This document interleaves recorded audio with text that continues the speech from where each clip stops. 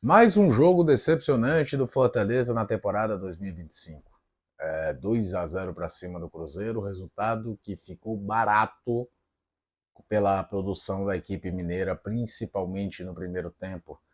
Vamos falar um pouquinho de como foi esse Fortaleza 0, Cruzeiro 2, resultado que deixa o Fortaleza a um ponto da zona de rebaixamento do Campeonato Brasileiro.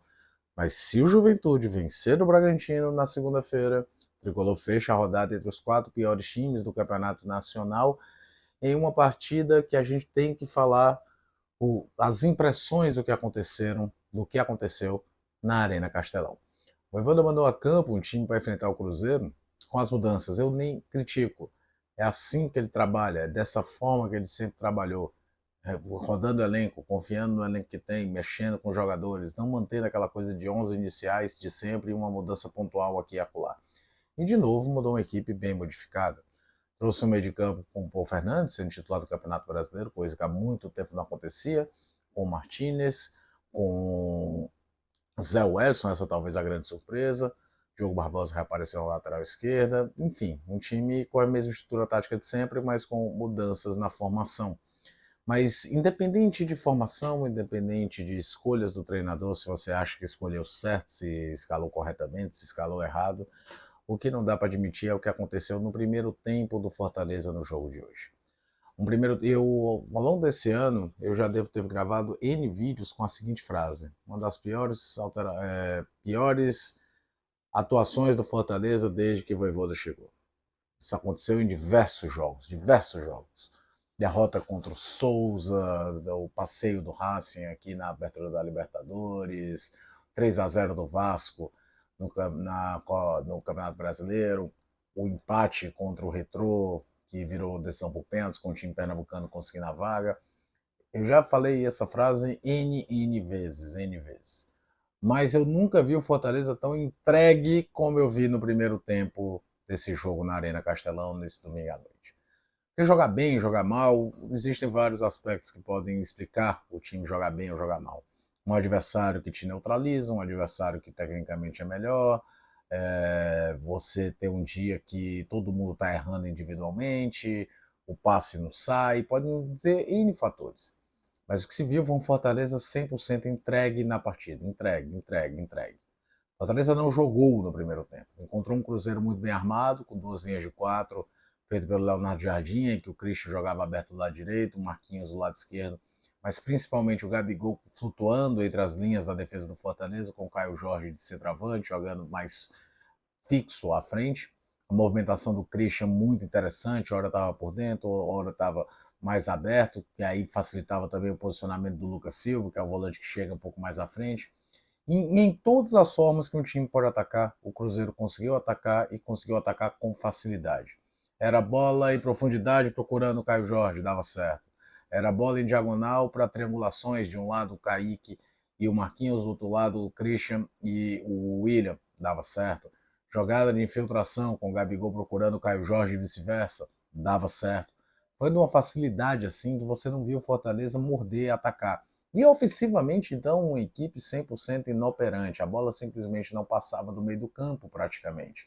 Então, eu nunca vi o Fortaleza, nem nesses piores jogos que eu citei, tão inerte dentro de campo como eu vi no primeiro tempo desse jogo contra o Cruzeiro.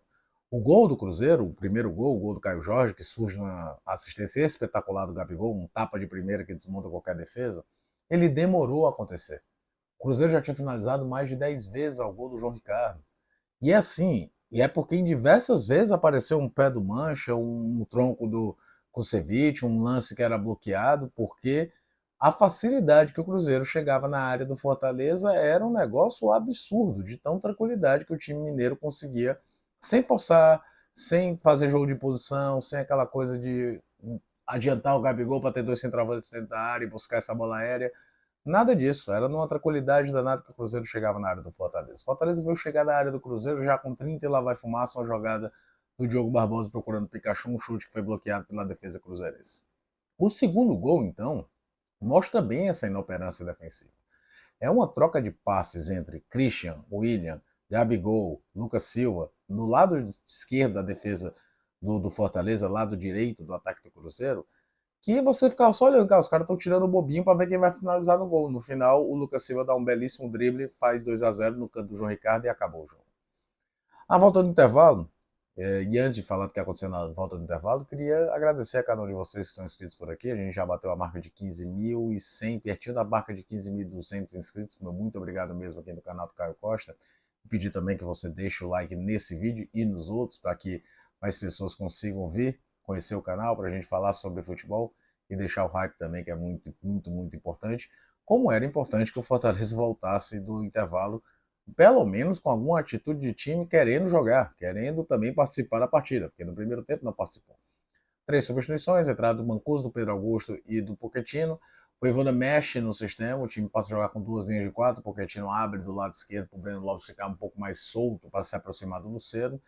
Até existe uma melhora de volume, tem até um cabeçada do Lucero, tem 2 chutes para fora, um do Pochettino, um do Tinga, mas eu acho que se deve muito mais a um Cruzeiro que resolveu cozinhar o jogo do que propriamente um crescimento técnico do Fortaleza, que buscasse, que conseguisse criar, sabe, envolver o Cruzeiro, e isso de fato não aconteceu. O Cássio praticamente não trabalhou. Tem entrado o Caleb também, só que aí qualquer ideia de reação ali no final, aliás, chama-se a atenção de uma coisa.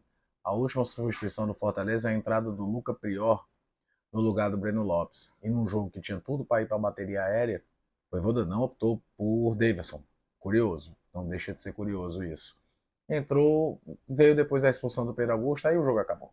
Aí o jogo acabou, já estava um placar dilatado para o Cruzeiro, 2-0. O Cruzeiro ainda teve chance com o Caio Jorge antes dele ser substituído na rotação que o Leonardo Jardim fez na sua equipe.